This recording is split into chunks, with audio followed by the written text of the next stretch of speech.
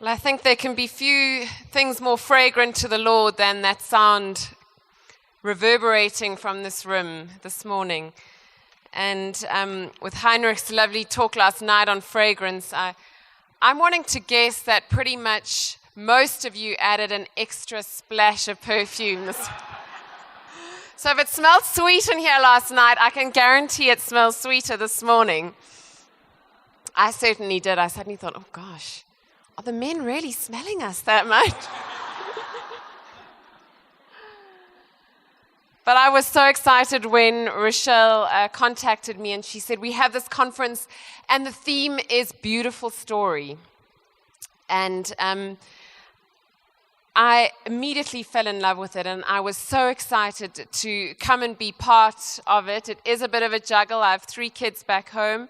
And at the moment, Gary is still in India coaching at the IPL. So he's there. So you all know, because probably most of you just to be here this morning had to juggle a little bit.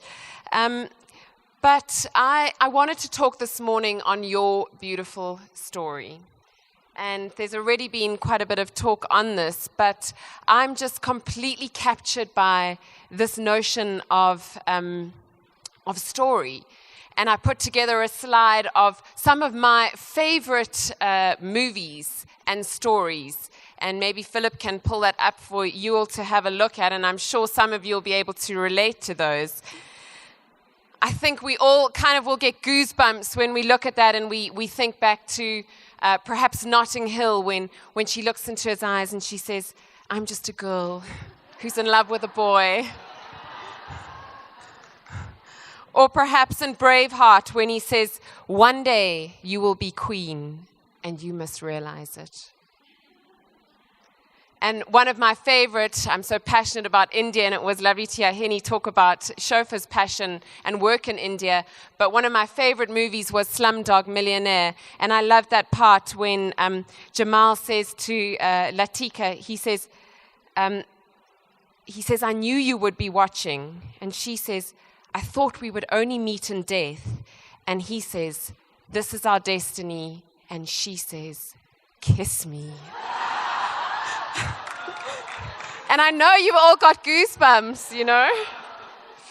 And then, of course, one of my favorite is The Notebook. When Noah says, there's so many beautiful quotes. And I remember when Noah says to Ali, he says, we're going to have to work on this every day. But I want to do that because I want you. So this notion of movies and stories, it's such a fascinating one. And it's so interesting.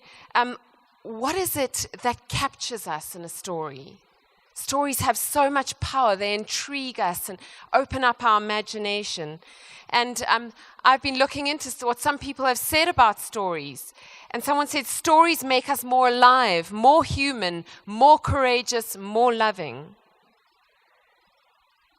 Jean-Paul Sartre said, a man is always a teller of stories. He sees everything that happens to him through them, and he tries to live his life as if he were telling a story. And one of my favorite, one that I've actually included in my book, is by Jonathan Harris. He says, no matter what you do in your life, what you create, what career you have, your greatest creation is going to be your life's story. I, as Rochelle told you, have recently, and Philip can put a slide of it, written and published my first book called Chai Tea and Ginger Beer. Now, she said I was going to explain the title, but gee, that's a long story. Because it is this crazy title, and there is actually, if you do get the book, it is on sale today. There is a little blurb in the back that says why I called it Chai Tea and Ginger Beer. Because at one stage it was going to be my spin on the ball, and then at another stage it was going to be running between the wickets, and then it was going to be opening partner. And we went through every cricket terminology. But then I realized it's my story. And I went through so many journeys in creating this book, but one of them was this idea of the title. And if you come to my house, I have this crazy, colorful house that my husband says looks like an Indian market. I have a purple couch and red couches, and it's crazy house, but I love it. It's colorful and it's creative, and I'm an artist, and I love that. So I wanted a title that spoke me. And chai tea and ginger beer. Ginger beer, when you read the book, is sort of touches on the home elements of the book. My mom, we grew up with this wonderful homemade ginger beer she used to make, and I opened the book telling about this ginger beer and just the connotations of that being all about the roots that I came from, and sort of being homegrown and how we are grown in those childhood years. And then something I still do in my own home is make this copious amounts of ginger beer. In fact, I had to make 200 bottles for my son's fete the other day. And then chai tea. I don't know whoever's visited India, but if you haven't, you have to. And the first thing you will probably be offered in India is a little cup of very sweet tea that is full of masala spices, and that's called chai tea. And chai tea is pretty much offered everywhere you go in India. Any conversation, any social gathering, any negotiation. If you're going to buy something, you'll be asked to sit down and have a little cup of chai tea. So chai tea in the book sort of symbolizes certainly our journey living in and out of India for 3 years when Gary coached the team, and also just the exotic in the book. There's so many stories of all the incredible travel which we have done through cricket. So those are the two elements in the book. So now I said I wasn't going to explain the title, and I just did. But I gathered from Heinrich last night that we're allowed to deviate from what we planned. I'm also wondering if I can buy minutes like he did last night. Anyway, when I see a picture of my book, or I hold it in my hand, I think, oh gosh, that looks really impressive. I wrote a book. And the amazing thing is that I still can't believe that I ended up writing this book, because for most of my life, I felt that my story was of no interest to anyone. And I really had nothing to tell, nothing to offer, never mind writing a book. And I want to just begin by reading you a little extract that's in the author's note of my book. And I say, in meeting, dating, and then marrying a well-known international sportsman, I had entered a much larger story, and with it came the growing insecurity that my story was just too small, maybe too boring. Sharing your life with someone whose story everyone wants to hear everywhere you go and all the time, it's not surprising that I started to believe that my own story was not good enough or big enough. In many ways, it felt easier at this point to simply put my pen down, stop writing, and just live his story.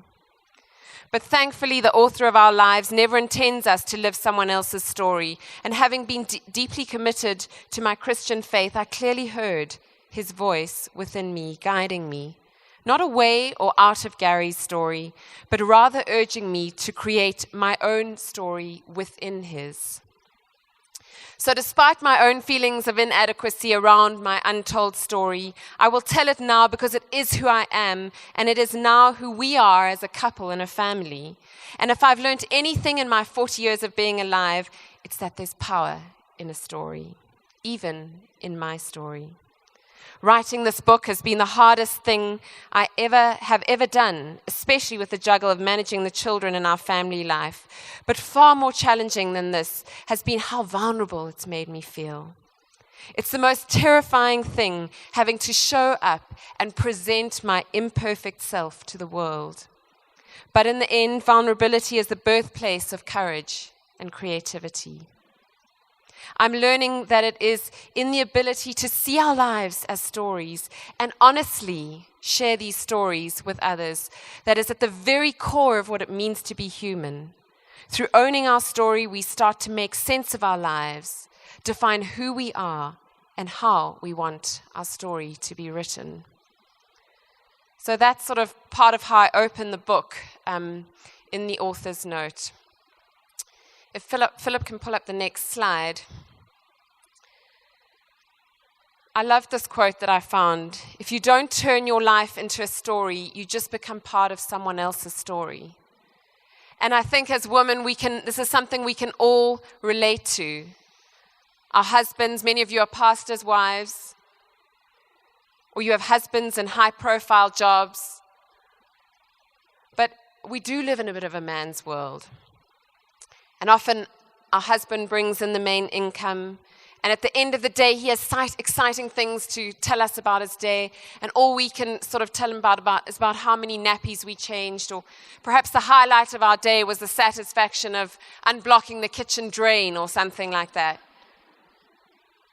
But it's so easy in this environment for us to begin to undermine our stories and then start living someone else's stories. But I certainly had an inner prodding, as I said, of God saying, this is your story. And you know what? It's a good one. It's not a perfect one, but it's a good one. And I want you to find the strength and the courage to own it and to tell it.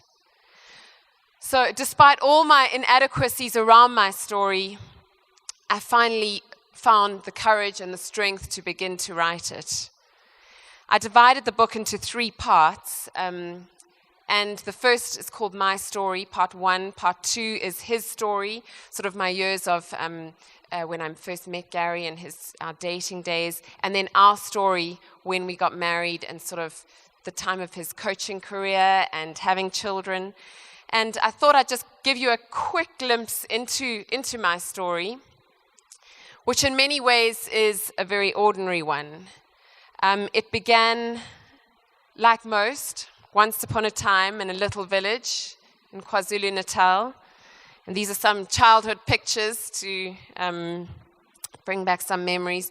But I was so fortunate to grow up in a home with the most incredible parents. As Rochelle said, my father is an evangelist and the team leader and founder of an organization called African Enterprise, which does mission work throughout Africa and the world. And he's also an accomplished author. My mom is a school teacher. So I came from a very simple home, but a very privileged and rich upbringing. And to this day, my parents are a huge rock in my life.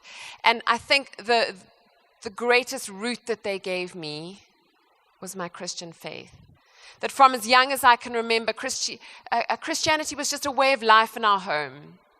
It wasn't a religious home, but it was just a home where Christian values were just part of who we were. I kind of liken it to a process of osmosis, that just without knowing, this relationship with Jesus just became the most natural thing. And Bible stories and prayers at bedtime were part of who we were. And I'm so grateful that these roots really ran deep into my life and my growing up story. And then I moved into the teenage years where we all pushed the boundaries and did crazy things. And, you know, Mom used to drop us off at the movie house, and my sister and I would walk in and wave goodbye and then go out the back exit door to where there was a nightclub. And it gets worse because I'd made a fake ID that got me into the nightclub because I was only 16 years old. But we did those crazy things as teenagers and made those small mistakes. But you know what? Throughout that and throughout those years, I still carried an accountability to God and the values that I'd been taught. And I always try and remind myself this as a mother, and my eldest is only 11. I have an 11-year-old, a 7-year-old, and a 3-year-old. But as the 11-year-old is starting to push those boundaries, I realize that it's not going to be long when he's going to forget what I have said and what I've tried. He's not going to be accountable to mom or dad, but he's going to be accountable to something deeper that I need to get into him, something that he's going to carry everywhere he goes. And for me, that was the case, and I'm so grateful that I made a lot of mistakes, but not some really big mistakes that I could have made, because I had this thing inside me that I carried. And then I went to university, and I met the guy who I thought I would end up marrying. And this guy became a huge part of my life for several years. And we really became one another's worlds. And I think as I say this, probably each one of you here can relate to some relationship you've had at some stage that just becomes all-consuming. And we both moved from Natal, where we were at school, down to Cape Town, to UCT. And then it got really, It got really rocky in those wild varsity days, and he got mixed up with drugs and alcohol and other women, and all of it was happening behind my back. So we were in this, what I thought, this beautiful soulmate relationship, and he basically broke my heart over and over again. And I think all of us, well, most of us, can probably relate to being in those sort of destructive relationships that we go back to again and again. And no matter how bad the betrayals or the abuse gets, we can't find the strength and the courage to walk away. And looking back, I can see how so many times the Lord was trying to open doors to get me to walk away from this, trying to sort of push and prod me out of this destructive space. But I think what had really happened in those varsity years was I'd stopped listening to his voice, and I'd started to write my own story. In Zechariah we read, "But they refused to pay attention. Stubbornly they turned their backs and covered their ears." And there's a verse in Jeremiah that says, "But they did not listen. Instead they followed the stubborn inclination of their hearts. They went backwards and not forwards." I love that verse, because that's what I started to do. And maybe some of you are in that space now where you're going backwards in your stories and not forwards. And you've closed your voice off to God, and you're writing your own story.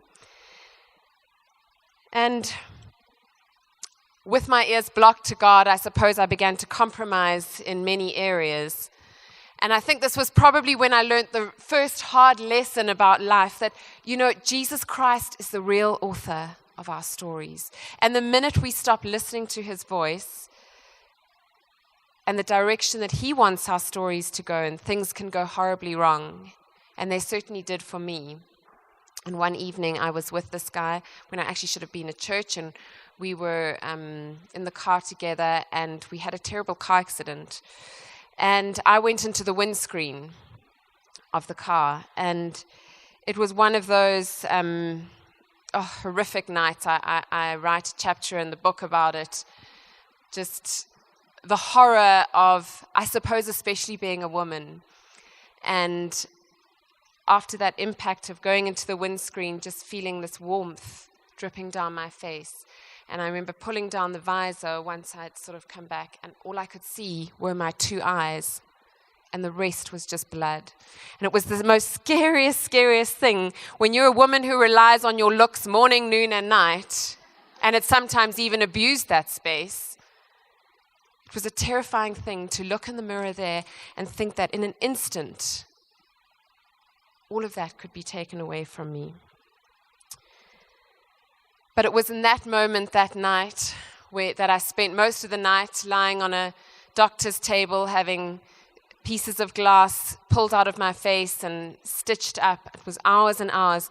But that night, I think God spoke to me more clearly than he ever has. C.S. Lewis, you know his famous words where he says, "God whispers to us in our pleasures, speaks to us in our conscience, but shouts to us in our pain." And I think he realized he needed to raise his voice a little for me to hear. And as I lay there just praying, "Please, Lord, just calm me. Please just be here." And at first I felt like he was nowhere. Who was I to now call on him when I had been writing my own story and doing my own thing?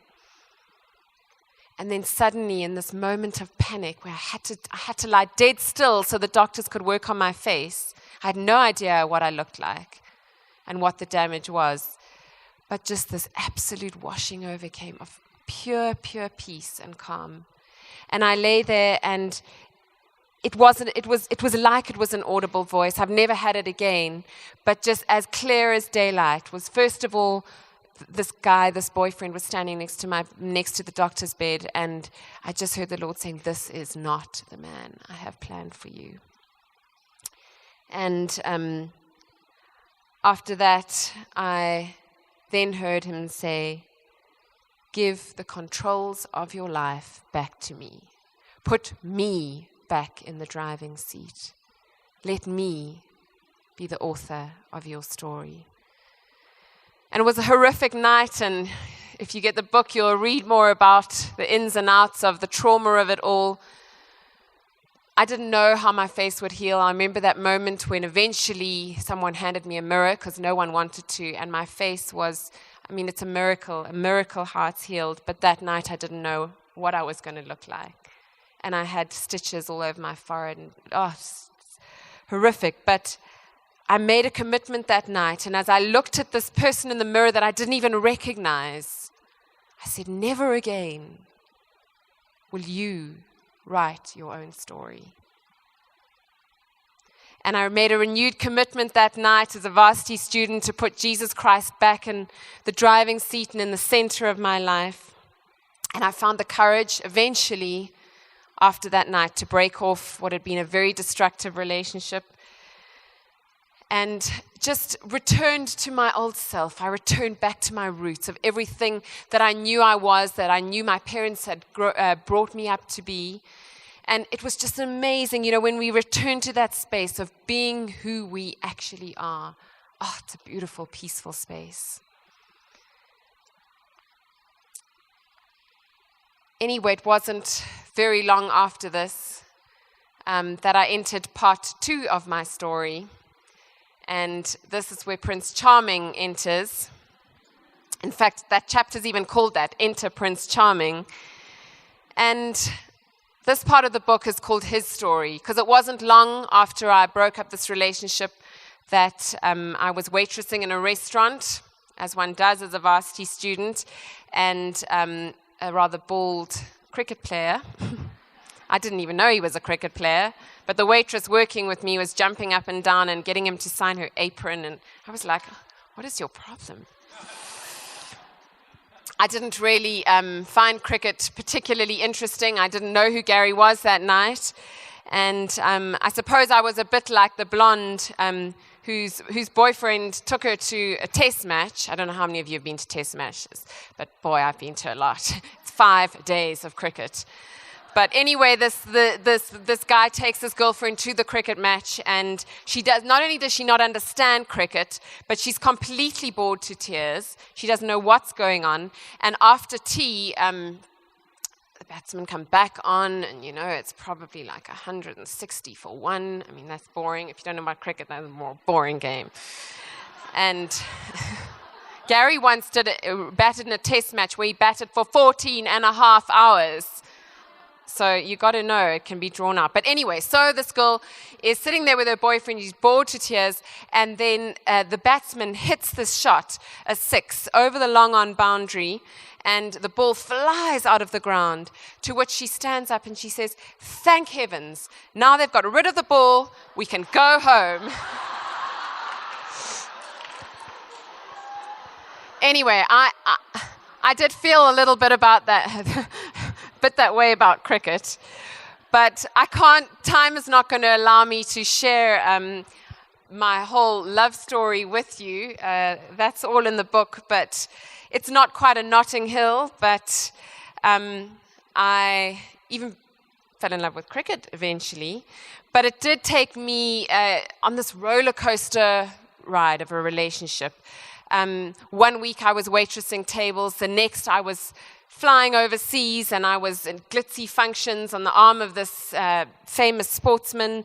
And it was a crazy journey, a wild journey, but a wonderful one. And a few years into our relationship, Gary came to share my Christian faith, and we got married, and we've been married for 15 years now. I don't know if you should really clap, because I actually say, well, we've been married for 15, but I think we've only really spent about 5 of those together. We have a lot of time apart. And I suppose as many would say, well, the rest is history. But you know what? It's never quite that simple. And 24 hours after getting back from honeymoon, Gary was gone.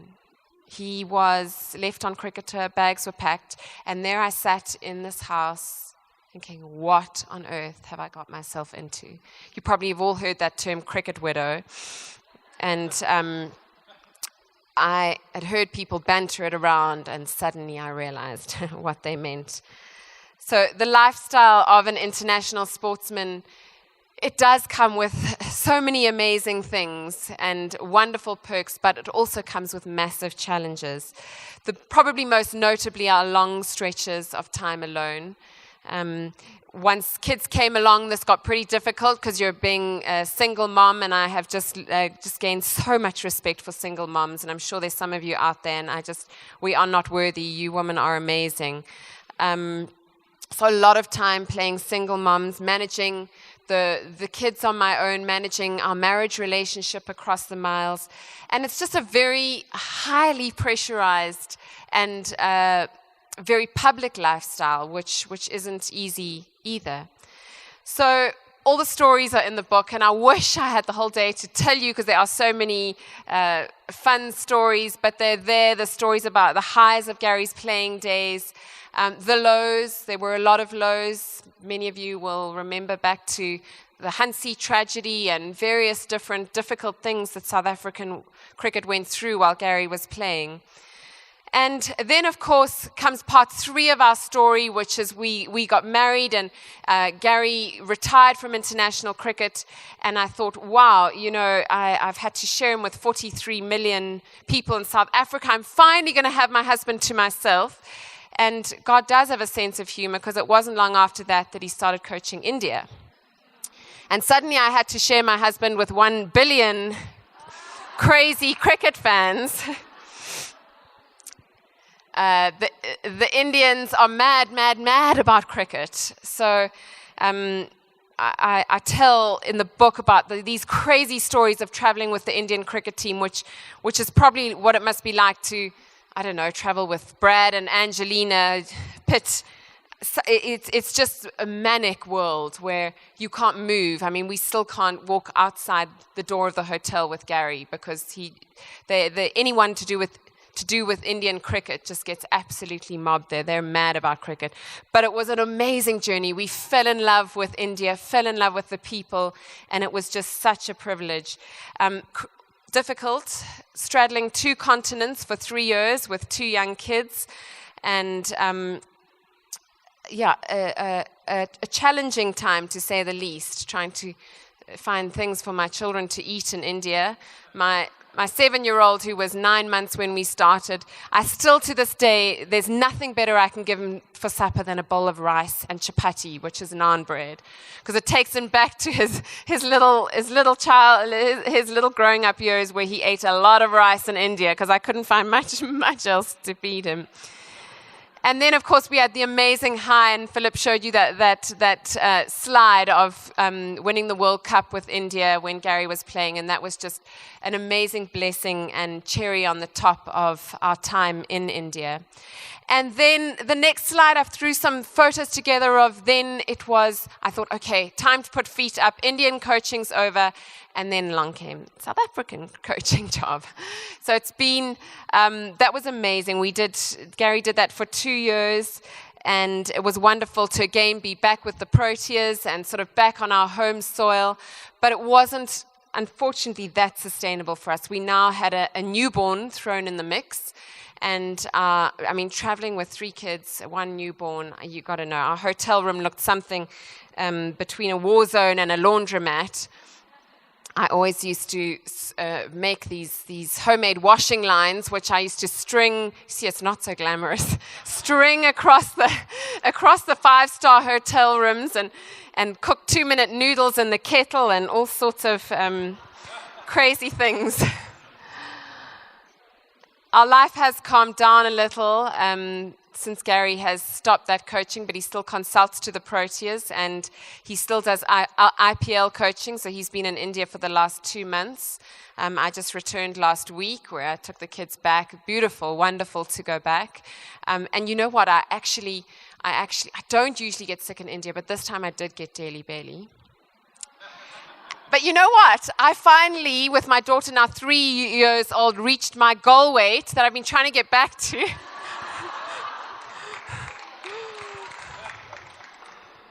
I'm sorry, girls, I couldn't bring a bout back for any of you who might need. But I learned there are more than one way to skin a cat.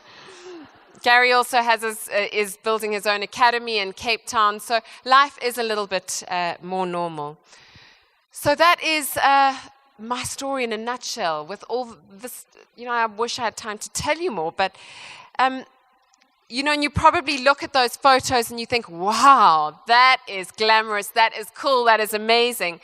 And when I thought, okay, well, let me do a slide for them of the other side. I didn't really take pictures. Who does? Of the bad times and the hard times and the times when I felt swallowed up in the world of cricket and in Gary's story, and the times that I had to really dig deep, times I cried myself to sleep at night.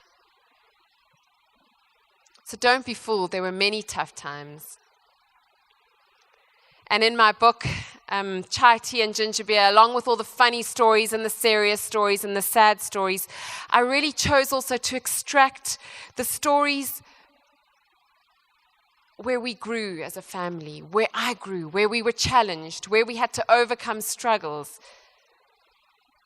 The stories where we had to find courage and had to overcome hard times. And I think that one thing I've been so pleased with as I've had feedback from women reading the book is that so many women have said, oh, I can relate to that. And you're probably looking and saying, I can't relate to anything of your life. But everything, and in all those stories, you will say, I can relate to that. What you went through as a mother, what you went through as a wife, what you went through as a woman who felt so insecure in her story. I think one of the most powerful learnings that I took out of writing this book, and maybe Philip can bring up the next slide, was coming to a place of owning my story and believing that it all had value. And I love Brené Brown's quote where she says, owning our story and loving ourselves through that process is the bravest thing we'll ever do. And a big part of my message in my book is that we all, each one of you, have a story that is worth telling. Heinrich brought this home for us last night when he talked about the fragrance, the unique and beautiful fragrance that each one of you carry. Not only to God, but to those around you. And most of us feel that our story is not good enough. And for a long time, I felt the same. Maybe your story has taken some bad twists and turns. But every story that has ever been written has these twists and these turns. And if we go back to that slide of those stories and those beautiful movies, if you look at each one of these stories and maybe had to add your own favorite ones to them, all of them have obstacles. And when I started to study this notion of story, there's actually a formula out there, believe it or not, for what makes a good story. And they say a story is the basic formula for a good story or screenplay is when a character wants something and has to overcome conflict and hardship to get it. That's almost the definition of a story, a secular definition of a story. So every one of those movies, that there was a character who had to overcome something, some sort of hardship, to get to a place where they wanted to be. And don't all our stories feel like this? There's so many things that haven't read well in our stories. and you feel that your story's been a bad one. It's been a sad one. Perhaps it tells chapters of broken marriages, bad relationships, abuse, secrets that you've kept. We women are very good at keeping secrets. We're very good at putting masks over our faces and telling lies about who we really are. Maybe your story has chapters of hidden addiction, abortions, and old hurts and pains that you struggle to let go of. And even if your story often feels like it's full of conflict and hardship, know that if you press through and find the strength to overcome these things, you can make your story into a great one, because that's what makes a great story. And perhaps you also are sitting here today and you're feeling like, you know what, my story doesn't have any value. It doesn't even have big dramas or things. It's just, that's I think how I felt about mine. It's just a bit boring. I just feel indifferent about my story. I don't value it. It means nothing to anyone else, so why should it mean anything to me? And I want to tell you today that you need to know that your story was worth so much to God that He sent His Son to die on the cross for you. In John 10, we know He says, I came to give you life and a story in abundance. I came to give you a story that talks about abundance. And in Psalm 139 we read, I knit you together in your mother's womb. You are fearfully and wonderfully made.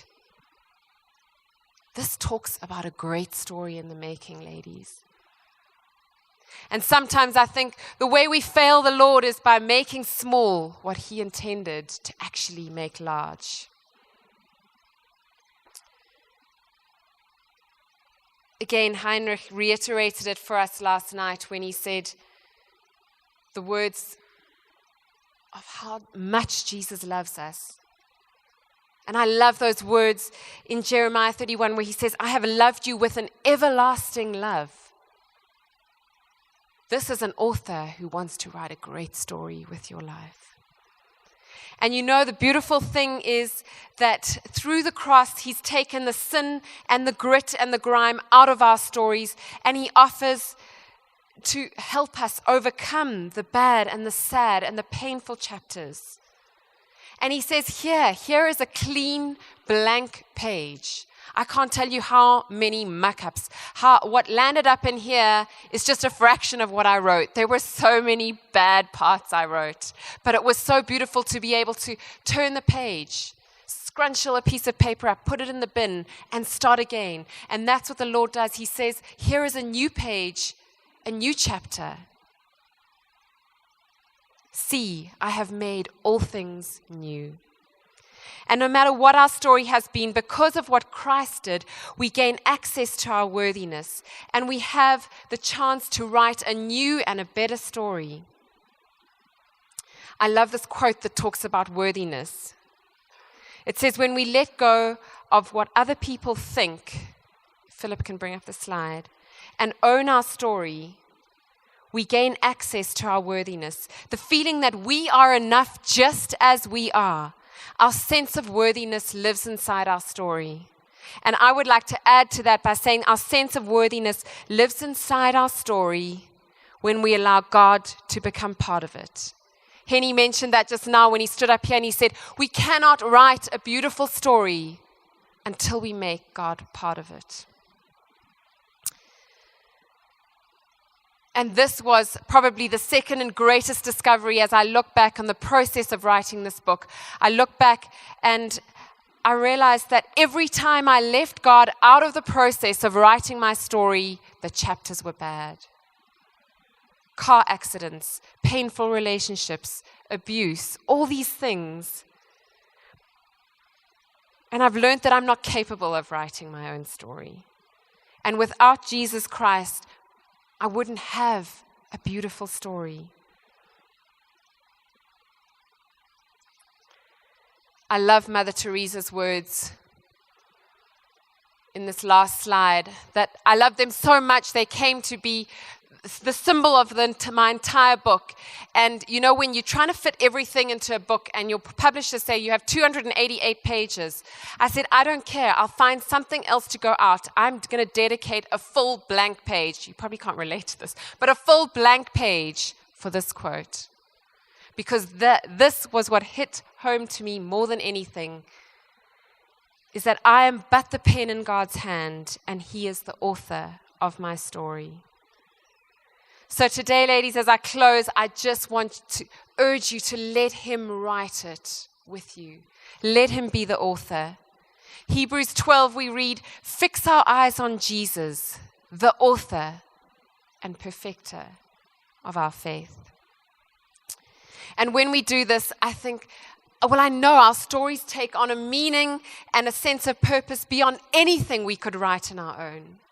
And you saw all those pictures of the amazing journey that Gary and I have been on and the people we've met. And, you know, no fame, no travel, no glamorous life, nothing we have realized, nothing compares to how satisfying it is when we become part of God's much greater story. And that means tapping into where He wants us. What is His will for our lives? What has He called us to? What is His big story and His big idea for our life? Let's not make small what He intended to make large with our stories and with our lives. And I think the beautiful thing about writing our story with Jesus is that we're not alone. He becomes our strength and He takes our hand. When I think of beautiful stories, one of my favorites is The King and I. And probably many of you watched that movie, Anna and the King. And there's a beautiful scene, I think it's somewhere near the end, where the king says to Anna, he invites her to dance. And they're at one of these big banquets. And Anna sort of gets up very cautiously and she says, I can't do this. What say I fall on my face? To which he replies, I am the king and I will lead. So my prayer is that you will discover, as I'm discovering, that there's power in your story, not in someone else's, but in yours. And often it doesn't really matter how we choose to tell our story, where we begin or where we end. But just like our prayers, ladies, what really counts is that we just open our ears, we bend our knee, and we say the words. And in the end, I might have written a book that tells about my story. But sometimes I feel like crossing out my name there because I'm not the real author of it. God wrote the script of our lives long before we could. And He longs to become part of our story. He longs, with everything in Him, He longs to become part of your story. But it's up to us to listen to His voice and to pick up the pen. And I just want to close today by reading a little extract from the final chapter of my book. I believe that God is the author of all stories. He cares just as deeply about yours as He does about mine. He is passionate about every word that you write. Even if you've never been a person of faith, I hope that you might just consider talking to Jesus and asking Him to be involved in your life. If you submit your story to Him, you will find that He will meet you right where you are and partner with you as you write a more meaningful story with your life. We live in a world where there are a lot of bad and sad stories told. Stories that tell us that life is meaningless and that humanity has no real purpose. I don't believe this. I believe that God intends for each one of us to live a more purposeful story, and He offers to guide us towards a much greater adventure of His story. How wonderful it is when we make the choice to live a better story, and how glorious a better story shines. A great story is made up of many smaller ones. Some are about home and happiness and love. The pages sing with exciting journeys and colorful characters.